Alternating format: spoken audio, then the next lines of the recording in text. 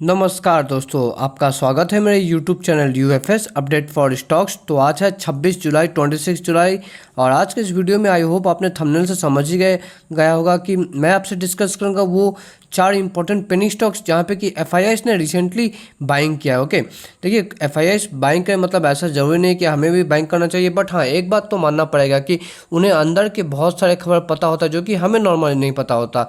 तो वीडियो अच्छा लगे तो लाइक एंड सब्सक्राइब करना मत भूलिएगा। स्टार्ट करते हैं वीडियो बिना किसी देरी के। तो सबसे पहले पेनी स्टॉक मतलब तो वही कि चिल्लर के भाव वाले स्टॉक 10 20 30 40 रुपये में स्टॉक मिलेगा।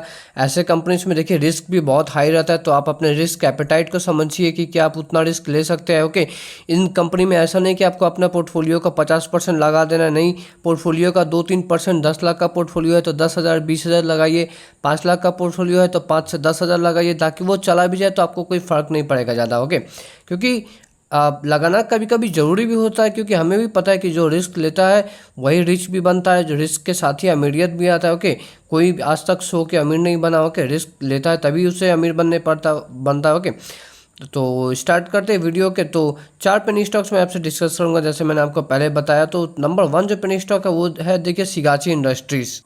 अब ये कंपनी का मैं बात करूँ तो देखिए ये कंपनी करती क्या है। ओके, सिगासी इंडस्ट्रीज़ का मैं बात करूँ, जस्ट अ मिनट। ओके, हाँ, तो it is India's largest manufacture of micro crystalline cellulose powder. मुझे पता है आपको ये पढ़ के कुछ समझ नहीं आया। बेसिकली देखिए ये जो चीज़ है ना, माइक्रो क्रिस्टलाइन सेलुलोज पाउडर, ये बेसिकली एक कंपाउंड है। ओके, जो कि आप बोल सकते हैं pharmaceutical industries, okay, food industries, cosmetic industries में बहुत मतलब ज़रूरत आता है। ओके, इस चीज़ का बहुत ज़रूरत पड़ता है। ओके, तो ये इंडिया की लार्जेस्ट तो है सिगासी इंडस्ट्रीज। उसके बाद सिगासी इंडस्ट्रीज इस चीज़ को ये MCCP मतलब माइक्रो क्रिस्टलाइन सेलुलोज पाउडर को बनाने में वर्ल्ड में भी 5th टॉप 5 में आती है ये कंपनी। ओके, तो अपने सेक्टर में मतलब लीडर है आप कह सकते हैं।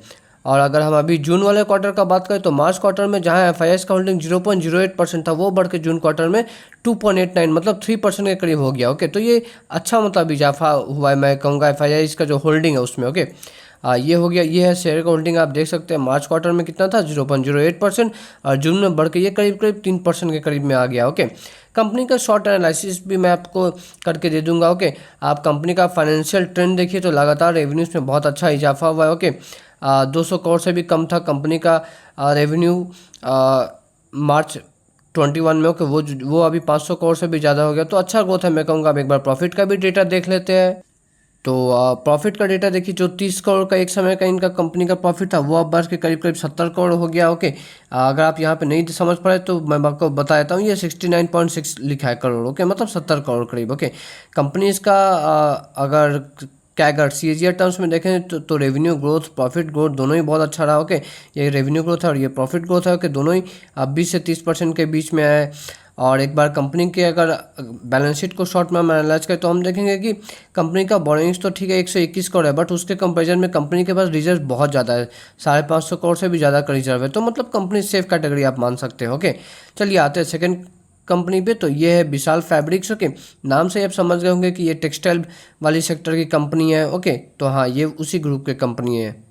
थोड़ा और डिटेल्स में इस कंपनी को देखते हैं तो आप देख सकते हैं ये विशाल फैब्रिक्स के बारे में है कि टारगेट्स के denim exports to Europe, Latin America. तो बेसिकली डेनिम के जो कपड़े होते हैं, ओके, जो पैंट्स होते हैं, तो उसका एक्सपोर्ट से रिलेटेड इनका बिजनेस है। ओके, यहाँ पे भी एक बार देख लेते हैं एफआईआई का होल्डिंग। तो आपको देख के बहुत शॉकिंग लगेगा कि पहले मार्च क्वार्टर में एफआईआई का होल्डिंग 3% था, उसके बाद एफआईआई का होल्डिंग करीब करीब 10% हो गया, उसके बाद अभी 17% करीब हो गया। तो ये मैसिव इजाफा है मतलब एफआईआई का होल्डिंग में इस कंपनी में, तो इसे तो रडार में रखना बनता ही है। ओके, अब हालांकि मैं आपको अगर इसका फाइनेंशियल ट्रेंड दिखाऊं तो वो उतना अच्छा नहीं दिखेगा जितना सिगाची इंडस्ट्रीज़ का था। सिगाची इंडस्ट्रीज़ का था ना, लेफ्ट टू राइट एकदम ऊपर ही जा रहा था। यहाँ पे फ्लक्चुएशन हो रहा है रेवेन्यू के टर्म्स में। ओके, तो ये एक चीज़ सोचने देखने वाली बात है। ओके, वैसे अगर प्रॉफिट का भी बात करें तो हम देखेंगे कि प्रॉफिट बहुत अच्छा बढ़ा था, बट हाँ अभी फिर फ्लक्चुएट होकर थोड़ा नीचे भी आ गया है। मे भी आगे आने वाले फ्यूचर में काफ़ी ज़्यादा इंप्रूव हो सकता है। ओके, तभी एफआईआईस इतना मतलब इसमें बाइंग करे, 17% के करीब होल्ड करते हैं एफआईआईस। ओके, ये कंपनी का एक्चुअली बैलेंस शीट का मुझे देखिए ज़्यादा पुराना डेटा मिला नहीं, जो लेटेस्ट मार्च 25 वाला है उसी वही डेटा मिला। तो इसमें भी हम देखते हैं कि कंपनी के पास बोरोइंग करीब करीब 300 करोड़ के करीब है, बट हाँ कंपनी के पास रिजर्व भी उससे ज़्यादा है, मतलब कंपनी अपने बोरोइंग्स को मैनेज कर सकती है। ओके, एक बार डेब्ट टू इक्विटी रेशियो भी मैं आपको दिखाया था। डेब्ट टू इक्विटी रेशियो देखिए 1 से नीचे होना चाहिए, बट ये 1 से अच्छा खासा नीचे है, 0.61 के करीब है, तो मतलब कंपनी सेफ कैटेगरी के हम मान सकते हैं। ओके, चलिए आते हैं नेक्स्ट कंपनी पे। तो ये है नंदन डेनिम्स। तो नंदन डेनिम्स नाम से आप फिर से एक बार समझ गए होंगे कि ये भी वही टेक्सटाइल वाली सेक्टर की कंपनी है। ओके, तो आप देख सकते हैं नंदन डेनिम्स के, it specialises in manufacturing, trading, exporting denim products. तो ये भी डेनिम प्रोडक्ट्स को एक्सपोर्ट करती है। ओके, उसी बिजनेस में इनका भी काम है। ओके, आप देख सकते हैं Nandan denims limited. Okay, is a certified manufacturer and distribution of denim fabrics. तो डेनिम के जो कपड़े बनाने में जो फैब्रिक्स आते हैं उसको मैन्युफैक्चर करना, डिस्ट्रीब्यूट करना, ये इनका बिजनेस है। ओके, थोड़ा और डिटेल्स में स्टडी कर लेते हैं।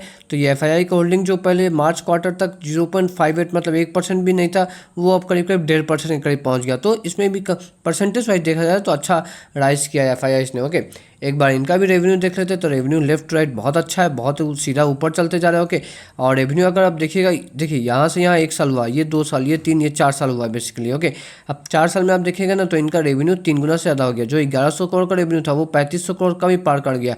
तो 4 साल में 3 गुना होना बहुत अच्छा है। ओके, उसी के इसी कंपनी का अगर हम नंदन डेनिम्स का अगर हम एक बार प्रॉफिट एक बार देख ले, तो जो कंपनी लॉस में थी 18 करोड़ का एक समय, वो अब 33 करोड़ का प्रॉफिट हो गई। ओके, हालांकि एक बात है कि थोड़ा सा प्रॉफिट रिसेंट ईयर में कमा है, बट ये जो काफ़ी ज़्यादा ये जो small cap micro cap type का कंपनी होते हैं ना, इनमें वही होता है कि फ्लक्चुएशन हमें देखने को मिलता है। ओके, मतलब एक रेगुलर ट्रेंड कमी हमें देखने को मिलता है। ओके, जो कि बड़े large cap mid caps company में देखने को मिलता है। ओके, एक बार इस कंपनी का भी डेब्ट टू इक्विटी रेशियो देख ले नंदन डेनिम्स का, तो वो सिर्फ 0.4 का है। मतलब कंपनी के ऊपर आप कह सकते हैं कर्जा बहुत कम है। ओके, मैं जल्दी मैं शॉर्ट में डिस्कस करूंगा क्योंकि टाइम मैं आपका ज़्यादा नहीं लेना चाहता। ओके, आते हैं चौथा कंपनी पे, जहाँ पे कि जो कि पेनी स्टॉक्स है, एफआईआई ने यहाँ पे होल्डिंग बनाया, तो वो है मॉडर्न थ्रेड्स। ओके, एक बार फिर से नाम से आप समझ गए होंगे कि ये भी जो है ये टेक्सटाइल इंडस्ट्री की ही कंपनी, सेक्टर वाली कंपनी है। ओके, ओके, अब इस कंपनी का देखिए, मुझे एक्चुअली स्क्रीनर पे या फिर कुछ और भी अलग अलग वेबसाइट पे मुझे अपडेटेड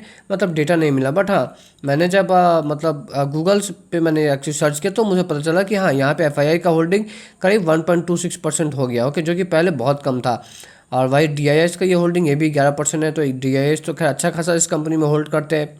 कंपनी का एक बार फाइनेंशियल ट्रेंड देखें तो रेवेन्यू अच्छा खासा सीधा ऊपर चलते जा रहा है, हालांकि रिसेंट ईयर्स में एक्चुअली थोड़ा डाउन आया है। ओके, एक बार प्रॉफिट का भी डेटा देख लेते हैं। तो प्रॉफिट का डेटा अगर मैं बात करूं तो देखिए 4 साल पहले जो था अभी भी उसके डबल है, बट हाँ ऑल टाइम हाई से बहुत ज़्यादा नीचे आ गया। ओके, लेकिन हाँ ये जो 1.7 है उसके आप देख रहे हो, उसका डबल एकदम एग्जैक्टली 3.4 है। तो कंपनी का अच्छा प्रॉफिट, हर 4 साल में अगर कोई कंपनी प्रॉफिट डबल कर दे तो ये अच्छा माना जाता है। ओके, एक बार इनका भी डेब्ट टू इक्विटी रेशियो देख ले। देखिए डेब्ट टू इक्विटी रेशियो मैं इसलिए दिखा रहा हूँ ना, क्योंकि इससे आपको रिस्क का पैरामीटर समझ आता है। ओके, डेब्ट टू इक्विटी रेशियो जितना कम मतलब कंपनी के ऊपर कर्ज उतना कम, मतलब कंपनी रिस्क फ्री आप कह सकते हैं।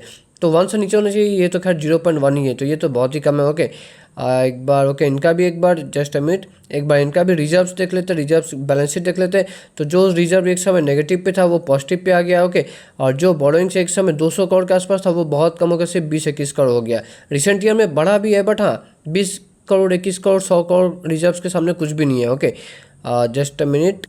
तो ये था चौथा कंपनी। ओके, तो ये सब के सब एक्चुअली ये पेनी स्टॉक्स है। पेनी स्टॉक्स मैंने आपको पहले ही बता दिया कि बहुत रिस्की होते हैं।